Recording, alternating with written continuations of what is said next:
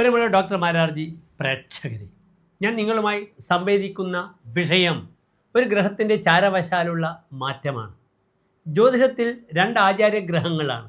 ഒന്ന് ദേവാചാര്യനായ വ്യാഴം, മറ്റൊന്ന് അസുരാചാര്യനായ ശുക്രൻ, ഭൃഗുപുത്രനായ ഭാർഗവൻ. ശുക്രനാകുന്നു ജ്യോതിഷത്തിൽ ഭൗതിക സുഖത്തിൻ്റെ കാരകൻ. അപലാഭോഗയാനാനി ശുക്രഹ എന്നാണ് പറഞ്ഞിരിക്കുന്നത്. അപല സ്ത്രീ, ഭോഗം ലൈഫിലുള്ള സുഖഭോഗങ്ങൾ, material part of your life. മറ്റ് എല്ലാ ആഡംബര വാഹനങ്ങളും, ആഭരണങ്ങൾ, സമ്പത്തുകൾ, കിടക്ക, ഉപകരണങ്ങൾ, കാർ തുടങ്ങി എന്തൊക്കെയാണോ ഭൗതിക സുഖത്തിന് നമുക്ക് ഉപകരിക്കുന്നത്, ഇതൊക്കെ തന്നെ ശുക്രൻ്റെ കാരക ധർമ്മങ്ങളാകുന്നു. കഴിഞ്ഞ കുറച്ചു ദിനങ്ങളായി ശുക്രന് നീചസ്ഥിതിയായിരുന്നു. ശുക്രൻ്റെ നീചസ്ഥിതി കന്നിയിലാണ്. കന്നി 27-നാകുന്നു ശുക്രൻ്റെ അതിനീചസ്ഥിതി. ശുക്രൻ്റെ ഉച്ചക്ഷേത്രം മീനമാകുന്നു. അതേ രീതിയിൽ മീനം 27-ന് ശുക്രൻ അത്യുച്ചത്തിൽ പ്രവേശിക്കുന്നു. ശുക്രൻ്റെ സ്വന്തം ക്ഷേത്രങ്ങൾ ഇടവം രാശിയും തുലാൻ രാശിയുമാകുന്നു. ഇടവൻ രാശി സ്വന്തം ക്ഷേത്രം, തുലാൻ രാശി സ്വക്ഷേത്രവും മൂലക്ഷേത്രവുമാകുന്നു. അങ്ങനെ ഒരു നീചസ്ഥിതി കഴിഞ്ഞ് ദുർബലനായ ശുക്രൻ സ്വന്തം ക്ഷേത്രത്തിൽ, സ്വന്തം തറവാട്ടിൽ, മൂലം ക്ഷേത്രത്തിൽ വരികയാണ്. 1200 കന്നിമാസം 2-ാം തീയതി, അതായത് 2024 സെപ്റ്റംബർ മാസം 18-ാം തീയതി ഉച്ചയ്ക്ക് 1:45 ശുക്രൻ സ്വന്തം ക്ഷേത്രത്തിലേക്ക് പ്രവേശിക്കുകയാണ്. നമുക്ക് മേടം രാശി മുതൽ 12 രാശിക്കാരുടെയും ശുക്രൻ്റെ ഈ മാറ്റത്തുള്ള ശുഭാശുഭങ്ങൾ എപ്രകാരമാണെന്ന് ചിന്തിക്കാം. അടുത്തതായി നാം ചർച്ച ചെയ്യുന്ന വൃശ്ചികൻ രാശി.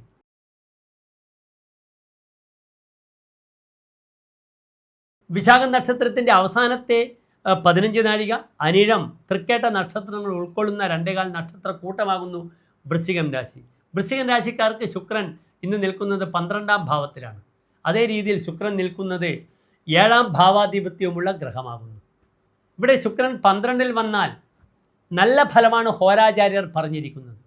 ഏത് ഗ്രഹങ്ങളും 12-ാം ഭാവത്തിൽ വന്നാൽ വിപരീത ഫലമാണ് പറയുന്നത്. കാരണം 12-ാം ഭാവം ഒരു നല്ല ഭാവമല്ല. പാപം, വ്യയം, പതനം, പാപം, പാപങ്ങൾ, വ്യയം, ചിലവ്, നിരയെ പതനം, നരകത്തിൽ പതിക്കുക, ദുർവ്യയങ്ങൾ, ഡിസ്പ്ലേസ്മെൻറ്റ്, അപഖ്യാതികൾ, ഇതൊക്കെയാണ് 12-ാം ഭാവം. അവിടെ ഏത് ഗ്രഹം നിന്നാലും വളരെ മോശമാണ്. പ്രത്യേകിച്ച് പാപഗ്രഹങ്ങൾ വളരെയധികം ബുദ്ധിമുട്ടുകളുണ്ടാക്കും.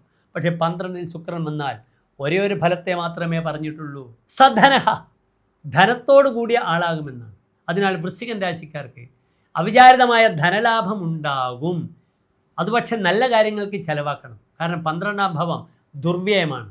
അതിനാൽ കാശ് കിട്ടിയാൽ തന്നെ വലിയ പോഷായ സാധനങ്ങൾ, സാമഗ്രികളൊക്കെ വാങ്ങി, ഭൗതിക സുഖത്തിനുള്ള വസ്തുക്കളൊക്കെ വാങ്ങി, ആഡംബര വസ്തുക്കളൊക്കെ വാങ്ങി കുറേ കാശ് ചിലവാക്കും വൃശ്ചികൻ രാശിക്കാർ.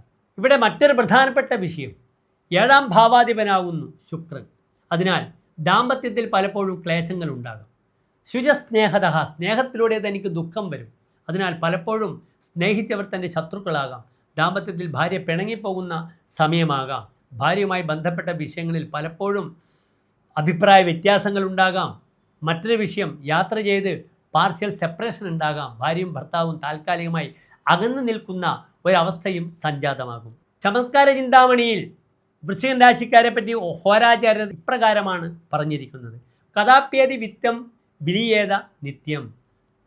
ധാരാളം ധനം പലപ്പോഴും വരും, പക്ഷെ പലപ്പോഴും അത് അനാവശ്യമായി ചെലവഴിക്കും. സിതേ ദ്വാദശേ കേളിസൽ കർമ്മ ശർമ്മ. സത്കർമ്മങ്ങൾ ചെയ്യുന്നത് മൂലവും പല രീതിയിലുള്ള വ്യാപാരത്തിൽ ഇടപെട്ടിട്ട് ധനം ധാരാളം സംഗ്രഹിക്കുവാനുള്ള യോഗവും ഇവിടെ ശുക്രൻ പ്രദാനം ചെയ്യുന്നതാണ്. ഗുണാനഞ്ച കീർത്തേഹേ ക്ഷയം മിത്രവൈരം. ശത്രുക്കളുമായി, സുഹൃത്തുക്കളുമായി ശത്രുത ഉണ്ടാകുന്നു. പലപ്പോഴും ഗുണങ്ങൾ ക്ഷയിച്ചു പോകുന്നു. ആ ഗുണങ്ങൾ തൻ്റെ ക്വാളിറ്റി ക്ഷയിക്കുമ്പോൾ തൻ്റെ കീർത്തിക്ക് മങ്ങലുണ്ടാകുന്നു. സൗഹൃദങ്ങളും നശിച്ചു പോകുന്നു. ജനാനാം വിരോധം സദാസോ കരോതി. ജനങ്ങളുമായി ശത്രുതയിൽ ഏർപ്പെടുന്നു. അതാണ് ഞാൻ സൂചിപ്പിച്ചത്, സ്നേഹത്തിലൂടെ ദുഃഖം വരുന്നു. പലരും ശ്രദ്ധിക്കണം, ഈ ശുക്രൻ 12-ൽ നിൽക്കുമ്പോൾ ആഭരണങ്ങൾ വാങ്ങുക, അല്ലെങ്കിൽ ആഭരണങ്ങൾ കൊടുക്കുക, എന്നിട്ടത് വാങ്ങുമ്പോഴോ കൊടുക്കുമ്പോഴോ സമയത്തിന് അത് നമുക്ക് പരിഹരിക്കാൻ പറ്റാത്ത അവസ്ഥ വരുമ്പോൾ അതിലൂടെ ശത്രുക്കൾ ഉണ്ടാകുന്നു. ആഭരണങ്ങൾ നഷ്ടപ്പെടാതെ നോക്കണം. വീട്ടിൽ കളവ് നടക്കുവാനും സാധ്യത കൂടുതലാണ് വൃശ്ചികം രാശിക്കാർക്ക്. വെള്ളിയാഴ്ചകളിൽ ഗണപതിക്ക് ഗണപതി ഹോമം, ഗണപതി പ്രീതി ചെയ്യുക. അതേ രീതിയിൽ വെള്ളിയാഴ്ചകളിൽ ഭദ്രകാളി ക്ഷേത്രത്തിൽ രക്തപുഷ്പാഞ്ജലി കടുംബായസം ചെയ്യണം. ദാമ്പത്യം ചെയ്യണം. ഭാര്യാഭർത്താക്കന്മാർ തമ്മിലുള്ള നല്ല ഐക്യത്തിന് വേണ്ടി ഐക്യമത്യ പുഷ്പാഞ്ജലി ചെയ്ത് ഈ ദോഷത്തെ പരിഹാരം കാണുക.